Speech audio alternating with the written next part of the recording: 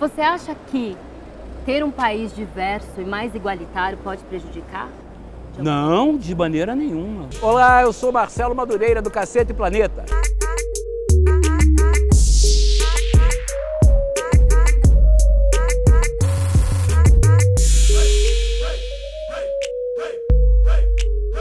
E eu acho que a política de cotas atrapalha o Brasil. Mude minha ideia.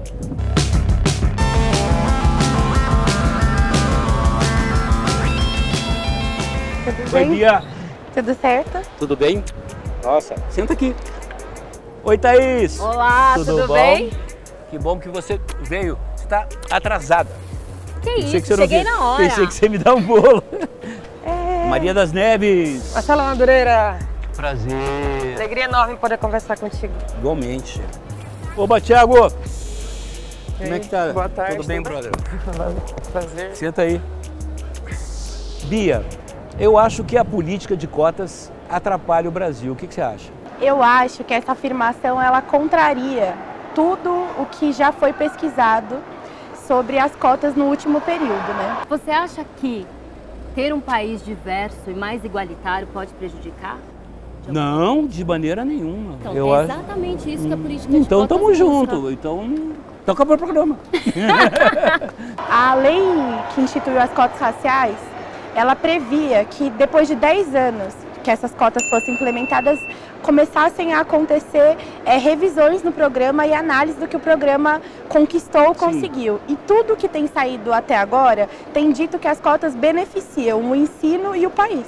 É um bom argumento, mas eu fico pensando o seguinte, você fala especificamente de cotas raciais para os índios, para a opção sexual, qual é a ideia? No caso da universidade hoje, as cotas elas prevêem cotas sociais e raciais. Marcelo, as cotas raciais, primeiro, são um direito constitucional. É uma reparação histórica do Estado brasileiro com a população negra. Foram 354 anos de escravidão, você imagina isso? Muito tempo. E depois, com 150 anos apenas da abolição da escravatura, nós ainda não temos políticas públicas que garantam o que nós chamamos no direito de isonomia, igualdade de oportunidade para negros e brancos no nosso país. Conta pra mim, Thiago, o que é que você faz? Eu estudo Ciências Sociais na USP. Estuda Ciências Sociais na USP, caraca. Exatamente. Eu acho que esse negócio de política de cotas atrapalha o Brasil. O que você acha?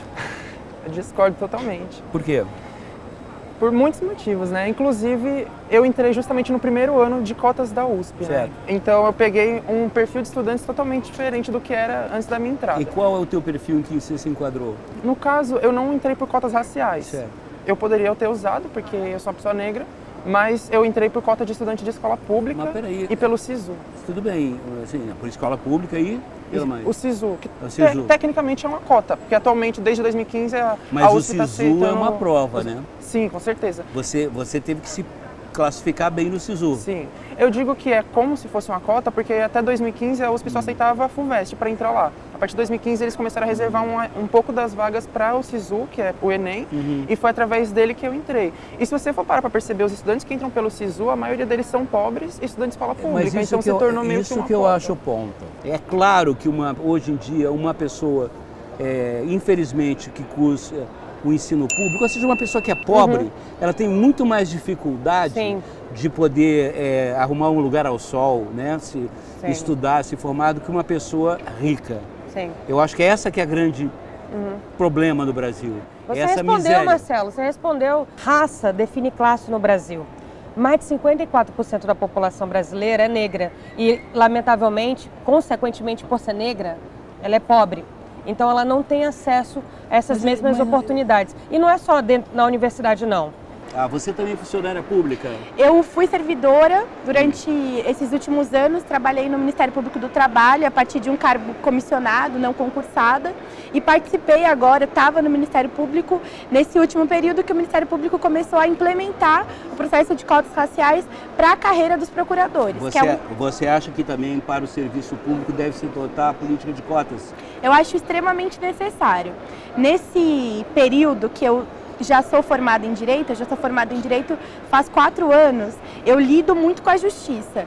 E você encontra na Justiça brasileira uma maioria branca, a grande maioria dos procuradores, juízes, são pessoas brancas, o que não corresponde com o nosso país, que tem 54% da população negra. Bia, mas você não acha que essa visão é um pouco, digamos assim, preconceituosa? Se tem uma característica positiva do Brasil, é essa mistura, né? O que define uma pessoa ser negra, ser branca, ser mulata? Será que isso, de certa forma, não nos divide? Quando a ciência já provou que não existe nenhuma diferença, mas nenhuma diferença, né, no Homo sapiens sapiens, que é a nossa espécie, por conta digamos assim, da origem étnica, da cor da pele, ou do formato do nariz, ou dos olhos, sei lá. Marcela, a ciência de verdade já provou que não existe diferença entre nós a partir da cor da pele ou de características fenótipas. Isso não existe. Mas, objetivamente, o racismo ele não é um problema biológico, ele é um problema social. O fato da ciência ter mostrado que não existe diferença entre nós não fez com que negros passassem a ser menos abordados pela polícia. Você se considera negra? Eu me considero uma mulher negra. Engraçado, eu acho que você é mais mulata. Eu acho que o termo mulata ele já foi superado por um debate sobre o que significa você me identificar como uma mulher mulata, o que isso significa, inclusive, o que significa a palavra mulata. Hoje o IBGE entende que negros são pretos e pardos. Eu sou um cara que acho muito importante dar valor à meritocracia, ao mérito da pessoa. Pois é, Marcelo, esse é um ponto fundamental. É isso que precisa entender. A gente pode tratar da meritocracia quando as pessoas partem do mesmo ponto. A grande questão é a seguinte: as pessoas não estão partindo do mesmo ponto. Então, por exemplo... eu concordo 200%. Exato. Então, assim, se o cara na largada tem que ser igual. Não tem a educação fundamental, obviamente ele não vai chegar no ensino médio e, obviamente, ele não vai chegar nunca na universidade. Ajuda, porque tira um pouco dessa ideia de racismo do nosso meio.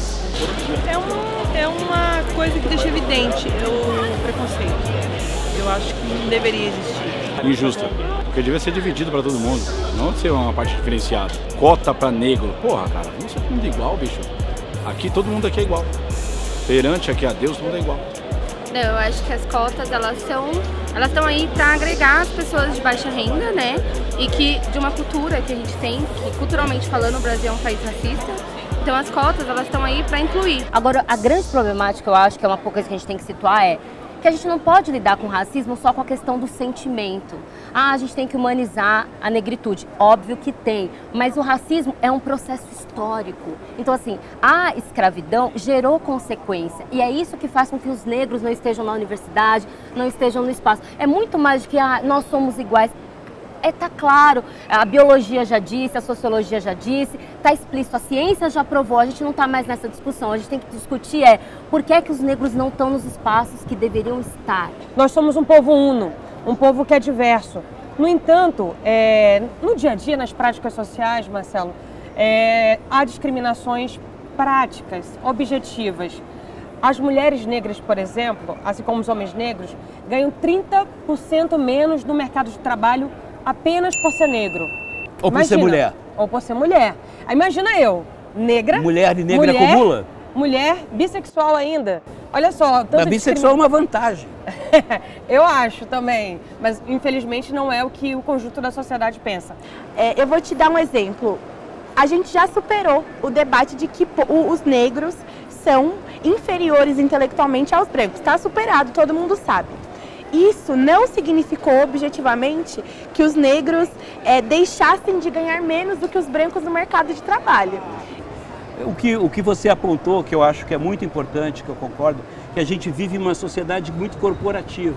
Cada um, no seu quadrado, defende os seus interesses. Isso, entre todos, assim, funcionários públicos contra funcionários do setor privado, professores contra engenheiros. A gente vive em um montão de corporações. Na minha cabeça, o Brasil é um país inviável por isso. Porque, assim, pode fazer o que você quiser. Não, vamos acabar com a injustiça. Mas não pode mexer na minha gaveta. Mexeu na minha gaveta, são os meus direitos, minhas vantagens, né? Nisso ninguém pode mexer. É aquele velho termo, direitos adquiridos. Que mané é esse direito adquirido? Tiago, por ser dessa primeira geração de cotistas da USP, você se sente algum tipo de discriminação por parte dos colegas, dos professores, dos funcionários? Sim, sinto diariamente. Porque a universidade ainda não está preparada para a gente. Tipo, como as cotas são muito recentes, não existe ainda uma cultura de inclusão na USP, nem para pessoas negras, nem para pessoas pobres. Você sente, assim, que de alguma forma, então, você se sente meio alijado? Meio o quê? Alijado, meio colocado à parte dentro da turma? Assim, no meu curso não muito, porque o curso de Ciências Sociais é um curso onde as pessoas têm uma mente mais aberta, assim, né? Eles têm melhor entendimento de como a sociedade funciona. Mas quando eu entro em contato com pessoas de outros cursos, o preconceito fica mais claro, sabe? Você, apesar de ter economicamente, uma origem humilde economicamente, você teve uma herança grandiosa no termo de valores. Porque é o que eu digo, no Brasil, a educação, o saber, o conhecimento não é um valor. Se você é rico e tem dinheiro, tudo bem. Não importa se você roubou, se você traficou, ou se você ganhou honestamente. Mas o cara tem dinheiro e tem poder. Inclusive para comprar justiça. Mas se a pessoa ela se esforçou, ela lutou, ela chegou a um ponto, ela é um babaca. Mas, Marcelo, você sabe que a vida é feita do seu esforço, mas também de oportunidade, né? Sim. E nem todo mundo tem oportunidade. Eu sou uma exceção, na verdade. Quando eu consegui entrar na universidade e tive uma bolsa de R$350 que me sustentou no tempo que eu não tive emprego, a partir daí você já pode me olhar como uma exceção, porque assim, com fome, quem consegue pensar? Como é que eu posso exigir de alguém com fome que ele entre na universidade? Ah, você não batalhou o suficiente, por isso que você não alcançou o que você quis. O cara não tem o que comer, e isso não tem que ser bonito, porque muitas vezes a pessoa fala, nossa, o fulano alcançou tal com fome, pegando o livro do lixo. Essa exceção não tem que ser usada, porque é um sofrimento que... Não, também é. Não é o sofrimento, mas é o esforço. Você não acha, por exemplo, isso em qualquer circunstância da vida, você ir à luta te dá muito mais chances de conseguir coisas do que ficar deitado em casa na cama. Bom, não seria um privilégio justamente pela pessoa não ter essa oportunidade que ela teria normalmente, né? Então eu acho que é mais um incentivo do que um privilégio. Sim, claro. Para mim o interessante é ser todo mundo igual. Não, porque as pessoas que estão na universidade hoje tiveram privilégio. Eles tiveram o privilégio de estar estudando, né? De conseguir minimamente estudar enquanto a gente estava...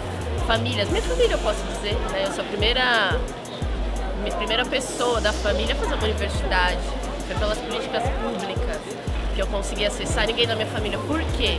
Será que é porque a minha família não se esforçou ou será porque eles estavam servindo a quem estava estudando naquele momento? Digamos, se você é branco e pobre, é muito mais difícil. Porque você não se encaixa em nenhuma cota. Mas ainda tem mais vantagem por exemplo, você não tem cota racial, não tem cota de indígena, não tem cota o branco pobre tem cota sim, de estudante de escola pública. Ah, sim, mas de baixa renda também. Baixa renda. Bom, se você separar vagas para estudantes pobres que vêm de escola pública, que infelizmente não são como eram antes, que preparavam bem, talvez realmente essa política funcione. Mas, por exemplo, você separar cotas por gênero, por opção, por questão racialista, isso eu não acho correto. Por exemplo, você se diz negro, eu não consigo distinguir para você uma cor da pele, uma coisa assim. Eu não consigo ver o ser humano assim também. Sim, é bom que relativo. O senhor não vê... O senhor está no céu. Desculpa. Que bom que você não distingue as pessoas por raça, mas infelizmente a sociedade distingue. E as pessoas são tratadas socialmente de forma diferente dependendo da raça delas, dependendo mas eu acho que no Brasil você é tratado mal, talvez, por ser pobre. Também. Hoje você tem o que chama-se nos Estados Unidos de displacement, né? A mudança do padrão tecnológico está fazendo com que várias das antigas profissões desapareçam subitamente. E elas requerem o quê? Mais capacitação. E para ter capacitação precisa de educação, Marcelo. Mas e quem tem acesso à educação no Brasil? Você sabe que a USP aqui em São Paulo aprovou em 2017 as cotas. A maioria dos estudantes da USP eram brancos. A questão da raça da pessoa historicamente sempre determinou se ela conseguiria ou não entrar numa universidade, mas isso falando do lado da pessoa branca. Então a pessoa branca, branca rica no caso, né? Que o branco pobre também não entrava na universidade. Mas enfim, o que eu quero dizer é que a raça ela sempre foi um fator que interferiu na vida da pessoa, se ela conseguiria ou não entrar na universidade, ascender socialmente ou não. Então acho que da perspectiva da pessoa negra isso também precisa ser visto. Então a pessoa negra precisa sim entender que a raça dela coloca ela numa posição da sociedade que infelizmente dificulta a ascensão dela social. Então isso precisa sim ser pautado na hora de criar políticas públicas, de falar se essa pessoa tem as mesmas condições com a pessoa branca ou de com a pessoa rica para entrar na universidade. A raça, infelizmente, influencia muito na vida de um indivíduo. Mas você não acha que isso, de certa forma, acaba dividindo os brasileiros? Não, o que divide os brasileiros é o racismo estrutural, não as políticas públicas que visam tentar acabar com ele, ou pelo menos agir como medidas paliativas, né? Mas olha só, Bia, o paradoxo, né? Que você fala quase que o racismo brasileiro é institucional. Só falta estar na Constituição. Mas a Constituição prevê o crime de racismo, então ela no mínimo reconhece que ele existe. Exato. Eu acho que chegou um tweet pra gente que a gente tem que comentar agora. Cotas nunca. Há muitos negros ricos e também há muitos brancos pobres.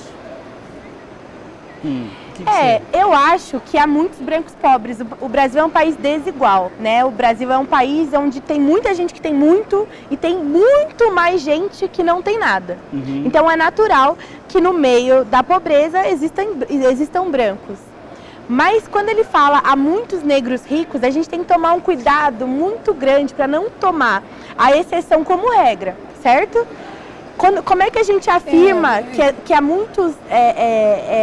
a gente pode tratar de exemplos. Não sei quem é muito rico, não sei quem é muito rico.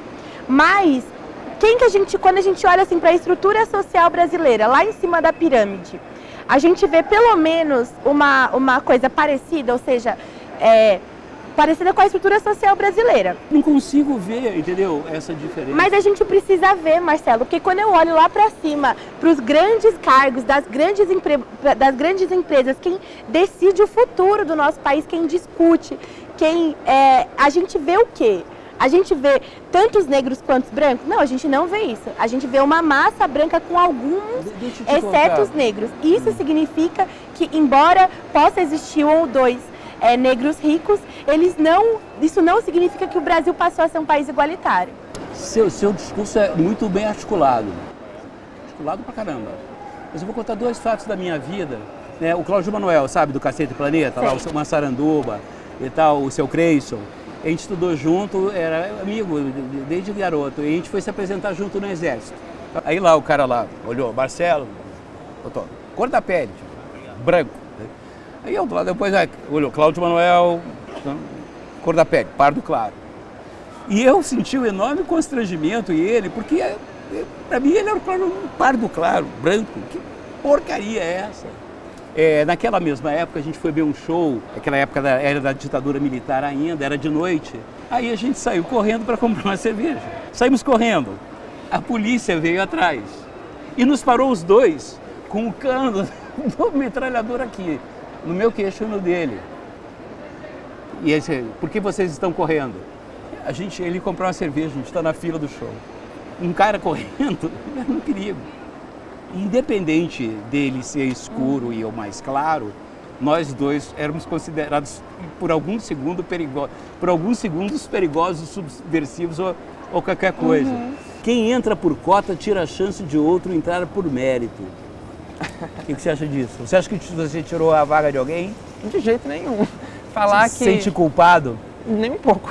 Não. Falar que as pessoas cotistas tiram a vaga dos não cotistas é pressupor que esses não cotistas brancos e ricos já têm a vaga na universidade garantida para eles, não, só pelo fato deles serem brancos e ricos. Não. Não, eu digo no sentido... sim, assim, tem razão. Muitas pessoas dizem assim, né? Por exemplo, o negro que é cotista tirou a vaga de um branco que entraria por mérito. É como se a pessoa estivesse pressupondo que a vaga já era do branco, então foi tirada dele pelo cotista. O que falta na USP? O que é que você se sentir mais acolhido ou ser pertencimento àquela comunidade acadêmica? Que você... São necessárias mudanças estruturais. Mas tipo? Porque, assim... A discriminação lá dentro, ela vem de dois sentidos, tanto nas relações entre as pessoas mesmo, quanto da própria forma como a instituição se molda. Então, por exemplo, desde dos estudantes te olharem torto e te discriminarem, assim, com comentários maldosos, etc., até o fato de que a universidade não tem uma política de permanência estudantil adequada. Eu assisti à implementação das cotas na universidade que eu estudei. E eu vi uma geração que pôde ter uma vivência acadêmica muito melhor que a minha, que não tinha que se preocupar em pegar carona para chegar até a universidade, que não tinha que se preocupar com o bandejão do dia seguinte, se ia ter dinheiro ou não, como é que ia viver, pagar o aluguel do mês. E era uma preocupação que eu tinha, que poderia ser transferida para o meu estudo. Eu acho que sim. Sim.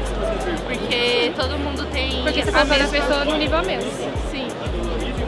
Eu não acredito que seja racismo, por conta de separatismo, acredito eu. E justamente, como eu disse anteriormente, pela falta de políticas públicas, você ajuda a pessoa a atingir um nível acadêmico melhor do que o anterior. Não, com certeza não. A gente tá vivendo pelo mínimo que é ter a vida.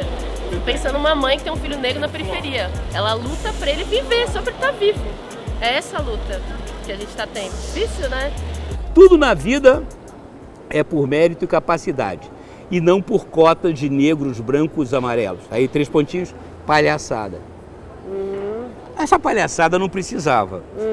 Eu sou pela meritocracia. Agora, eu acho que tem que ter, na largada da corrida, todo mundo tem que sair do mesmo lugar. Por isso que eu sou afim na minha época, quando eu era criança, garoto, eu estudei a vida inteira em escola pública. A escola boa era escola pública. E lá eu convivia com pessoas de todas as classes sociais, de todas as origens. E isso foi muito importante para a minha formação. Essa convivência com o diferente, com o diverso, isso é fundamental. Por isso que eu digo assim, se a gente viver só em guetos, eu não vou ter a possibilidade de conviver com aquilo que me é diferente. Eu concordo com você. Hoje, como ser humano, como Marcelo Madureira, me interessa conversar com aquele que me é diferente. A luta contra o racismo no Brasil, ela só vai ganhar força quando os brancos forem nossos aliados também. Assim como a luta contra o machismo só terá mais força quando os homens forem aliados das mulheres. E a luta contra a LGBTfobia, quando os héteros forem nossos aliados. Nós somos seres juntos, humanos. essa luta é nossa. Ela é minha e ela é sua. A sua liberdade como mulher, como opção sexual, profissional, orientação sexual, o que for, né? Isso tudo me diz respeito. Porque eu sou um democrata visceral, eu sou uma coisa assim, eu estou vendo e estou muito feliz com isso, a individualidade, não é um individualismo, é diferente, mas a individualidade inerente que você tem de buscar a sua felicidade plena através dos seus caminhos, eu não tenho nada a ver, né, com a sua orientação, com os seus sonhos, eu tenho que respeitar, mais que respeitar, né, eu tenho os meus sonhos, você tem os meus, nós temos, e buscar o que é comum, o que a gente quer construir. A mim, me revolta viver num país que no século XXI, 60% da população não tem água e esgoto. Isso é coisa do século XVII. É muito pouco, eu estudava numa sala que tinha mais ou menos 40 alunos. Éramos todos os pretos da sala e praunistas ou bolsistas, tinham pretos que pagavam, eram pagantes, tinham dinheiro. Mas só tinha negros na sala? Não, nós éramos 10 no máximo, eu estou chutando alto, para 30 outros alunos brancos que estavam se formando junto comigo naquela sala. Isso quer dizer o quê? Que existe uma desigualdade franca no Brasil, aberta, e a gente precisa criar mecanismos de combate à desigualdade. As cotas é um dos mecanismos. Será que política de cotas é a forma melhor para você realmente homogeneizar, trazer meritocracia para, assim, chances iguais? Acho que as pessoas têm que ter chances iguais.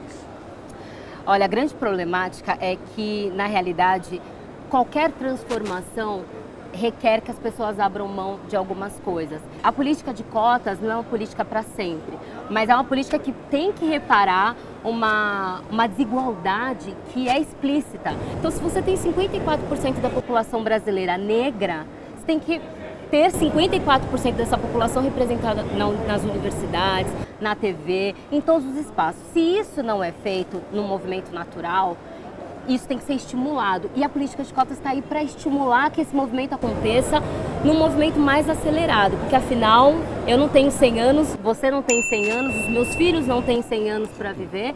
E para a gente ter esse movimento igualitário, a gente precisa acelerar. Uma coisa que eu sempre digo quando alguém tenta usar minha história, minha experiência para defender a meritocracia é justamente que mesmo que eu tenha crescido estudando em escola pública, em periferia e tudo mais, eu ainda tive certos privilégios. Coisas que não deveriam ser privilégios, mas que são privilégios. Por exemplo, o fato de ter pessoas me incentivando a estudar. Isso que eu acho fundamental. Exatamente. Né? Encontrar no conhecimento, no estudo, na dedicação, um valor. Sim.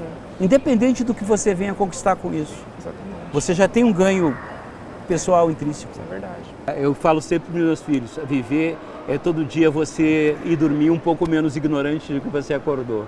Eu adorei conversar com você, porque talvez a gente não tenha chegado a nenhuma resposta, não sei, mas a gente chegou a novas perguntas. E eu, sinceramente, me senti privilegiado de poder conversar com você. É engraçado, né, Thaís? Porque eu sempre digo assim, a gente tem que escolher as perguntas certas, porque as respostas a gente nunca tem. Eu devo confessar que você balançou minhas convicções aqui. Continuo meditando sobre o assunto, porque quando eu estou errado eu mudo de opinião. Tem coisas que você falou da política de cotas que realmente estão me fazendo pensar coisas aqui. O que você acha? Política de cotas, eu acho que só engrandece o que o Brasil tem de melhor. Porque quando a gente traz o diverso, quando a gente traz o diferente, quando a gente humaniza as pessoas, quando a gente traz a possibilidade, eu ganho, você ganha, o país ganha, as instituições ganham. E o que eu busco, eu acho que o que você busca é ter um lugar melhor, um lugar mais igual, um lugar que as pessoas aceitem o que é diferente. Ser diferente é maravilhoso. E eu sou uma mulher muito feliz por ter a oportunidade de vivenciar isso, lutar por isso, acreditar que a transformação vai acontecer, tem acontecido e que eu sou parte do processo. Então vamos juntar nossa brasilidade aqui. Eu que agradeço o papo. Muito bom. Bro. Valeu. Gostei muito de conversar, cara. Sucesso para você. Obrigado para você também. Você seja o grande cientista social. Obrigado. Que o Brasil precisa. Amém. Obrigado, viu?